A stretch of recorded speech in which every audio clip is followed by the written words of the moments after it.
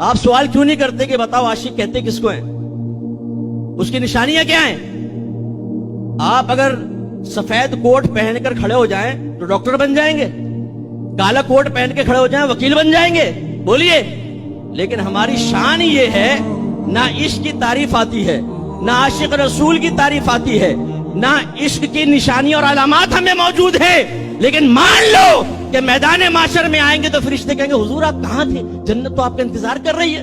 اور یہ سنی یوں کرتا ہوا، داڑھی منڈا، پینٹ شرٹ پہنا ہوا، ماں بہن کی گالیاں بکنے والا، ٹک ٹاک پہ اپنی کلپ ڈالنے والا، فیس بک پہ لڑکیوں سے چیٹ کرنے والا، نام محمد اکرم ہے، زلیخا کے نام سے فیک اکاؤنٹ بنانے والا، اور سارا دن لڑکیوں کے پیچھے بھاگنے والا، یہ جائے گا سیدھا جنت میں، کیونکہ اس نے نعت خوانیاں اٹینڈ کی ہیں۔